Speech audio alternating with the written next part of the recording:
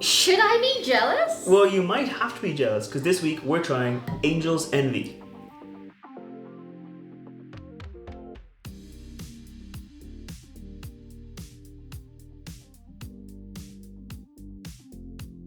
Welcome back to the channel. I'm Matt, I'm the whiskey nerd. I'm Rose and I'm the whiskey noob. And like we said, this week we're looking at the Angel's Envy bourbon. Well, it's actually not technically a bourbon, but let me put it into the glass and I'll tell you a little more about it.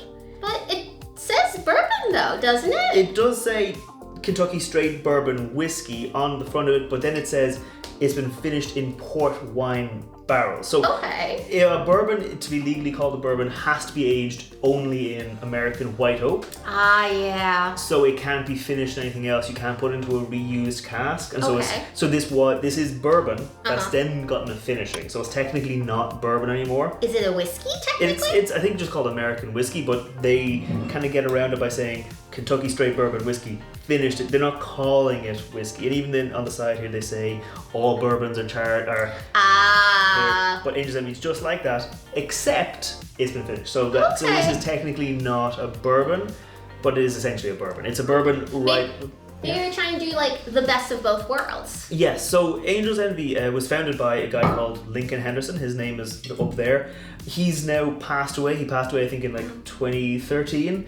And the company was taken over by his son. And I think it's now owned overall, the majority stake at least, owned by the Bacardi company.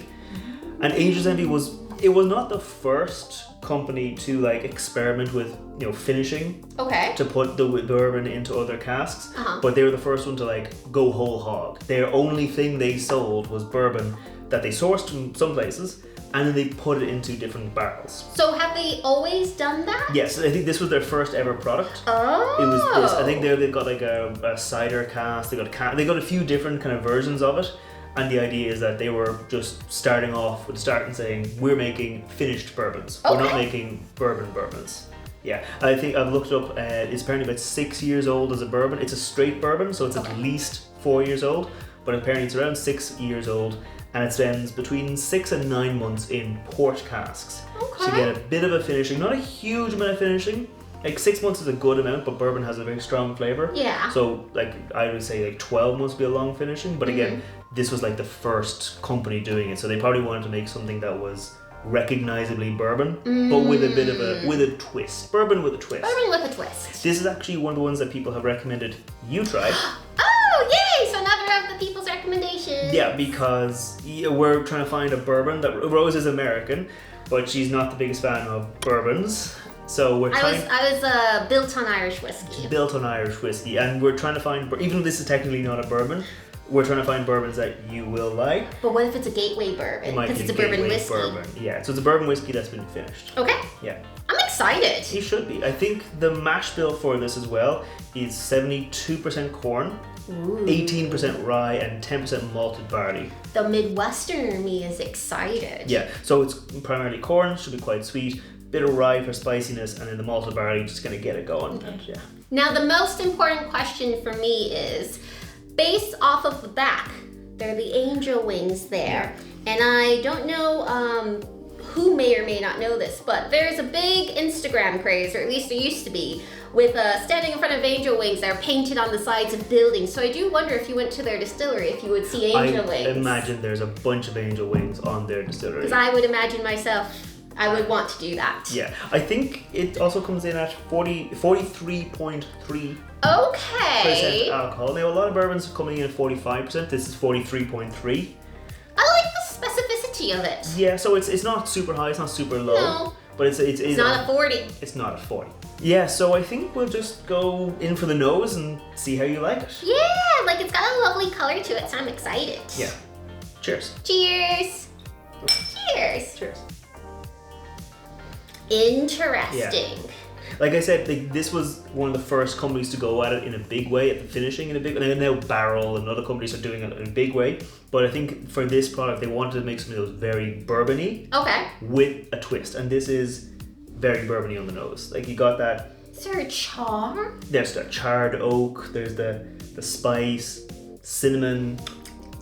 There's something in there. There's this like it's kind of like I sometimes say that bourbon has this kind of like cherry nose to it. This is like extra extra cherry. Oh. Almost like a jammy cherry. Like you get like a cherry jam or a cherry jelly. That kind of like extra sweet kind of cherry.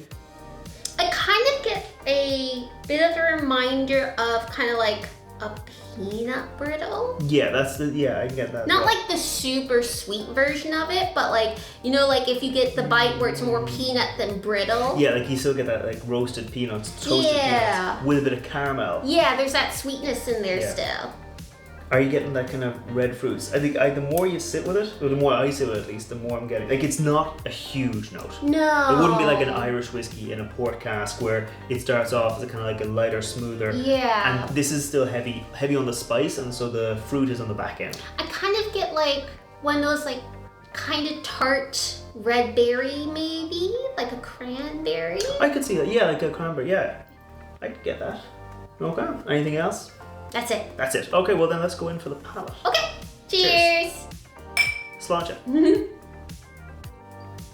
It starts off a little bit light, and I don't know what that means in any other way to describe it except for light. And then there's like a punch. Yeah, like as soon as it hits your palate, you get that sugary sweetness. You get the kind of the bourbon-y, the cask, like the roasted brown sugar.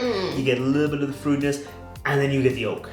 It's as if it hits your tongue gets the sweetness, and then as it hits like the rest of your mouth, you get that oak spice. You get that kind of a charred oak again. I think that punch I got more, at least maybe on the first sip, more of the charred oak and spice than the sweetness. Yeah, like the oak for me, it definitely leads with sweetness, and then the oak comes up. Okay. And can overpower. So do you want to go in for a second sip? See, yeah, try to get past that kind of oaky char. I will try. I'll try my best. Cheers. Sláinte. It just tasted oakier. I couldn't get past it to the sweetness. Yeah, like the port cask influence on the nose, a little bit more apparent. You got like the berry, you got the cranberry, the cherry. Yes. On the palate, like into the finish, I'm getting a little bit of berries. We'll get to that in a bit. On the palate, that oak, that bourbon, that kicks in. You get more of the roasted peanuts, more of the caramel, the oak spice. I'd say less cinnamon, more of that like charred oak spice. Yeah, like I wouldn't say I dislike it. It's because normally I'm not a huge fan of oak or new oak or anything like that, but it's oaky. Yeah. But in a way that I think I could handle. Because I think also don't forget the port casks. So they get charred, right? And then they put the port into it.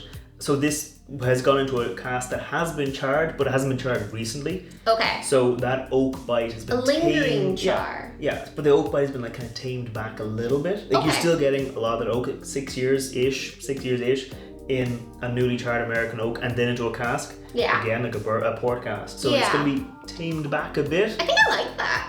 Yeah, but it's like it's not like some of the bourbon. I think it was Woodford Reserve. Yeah. You got a lot of the oak. Yeah, I don't like that. You don't like that. Yeah, but this kind of this was like a tender oaked bourbon whiskey. Tender oaked bourbon whiskey. Yeah. That's an interesting tasting note, but we'll go for it. All right. Don't go in for the finish. Yes. And see if you can find that port influence before it fades. Maybe it'll come back. Maybe it'll come back. Like a book. Sláinte. Sláinte. Okay. So again, sweet oak, and then the oak it doesn't last very long. It's only 43%, so it's not going to be super long into the finish. The oak fades off, going back to that sweetness, and as I'm breathing, I'm getting a little bit of that like kind of cranberry, red berries again from the nose, like that kind of like as I'm breathing, I'm getting almost like a jam or a jelly again, like that kind of sugary sweet berries. Yes, I definitely get that. It's kind of like a book where it started off with like the end and beginning where on the sweeter side, and the middle was more oaky and light plus oak. Yeah. But yeah, the oak fades off for me. It's not like a super, it's not a long finish, not a medium finish, but it lingers a smidgen, but it's a nice sweet. I'd say the jammy bit. Kind of reminds me of like a gummy. Yeah, like a kind of a fruit gummy. Yeah. Like it's definitely like some of the bourbons we've had, like your mouth feels dry afterwards. Yeah, this doesn't feel dry. No, like the fruitiness, the jamminess, that kind of hangs on a bit. Yeah. Yeah, but I like it. It's nice. Now, well, I was about to ask you, Do you like it? Yes. I think yes, you do. Yes. Do you think, now comparing it to, I think you also liked the Basil Hayden's bourbon. I think you quite liked that one. Yeah, that's true. The one in the small bottle with the... Yeah. Now, I can't tell right now which one I like better, but I'd say if I had to choose two bourbon or bourbon-esque whiskey, was a tender bourbon whiskey, they'd be my top two. Top two, yeah. Top two. So I think this is nice. Yeah. One thing I'll say about this, its recommended retail price in America is about $50 or so. Okay. In Ireland, you can buy this. There's one or two shops that sell it for about 120 euro. What? And that's euros. That's about like $110 to $130. That's, I think, too much for us. Yeah. So I bought this last time we were in the States, and I've been kind of nursing. I was about to ask. Yeah, and I've been kind of nursing the bottle a bit, kind of going at it slowly. Yeah. Because I don't want to finish. We'll go back to the States and get some more then. When we go back to the States, and we might get like the other cask finishes. But I think for the American retail price, I think it's fair. Yeah, I think that's a fair price. For an Irish retail price, no. And I think even in America, like there are brands like Barrel. They've got one they've got a bourbon, the Dovetail. It's like my favorite bourbon. Oh, well, again, it's not really a bourbon. It was finished in port casks, rum casks. It was finished in 4 different types. It's a well-traveled bourbon. Well-traveled bourbon, so it has a lot of extra kind of fun influence.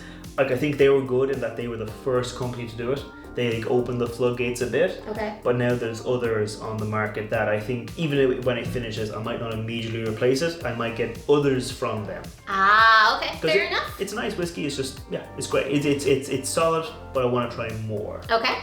So I think that's all there is to say from me, at least, on this whiskey, this bourbon kind of thing. Do you have any extra notes? No extra notes.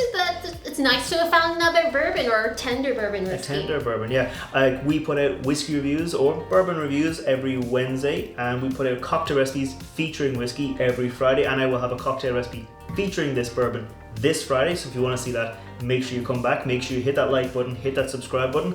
If you have any ideas of bourbons she could try next, or even like quote-unquote bourbons that aren't really bourbons, tender bourbon, let us know down below, and we will see you next time. Sláinte. Bye bye.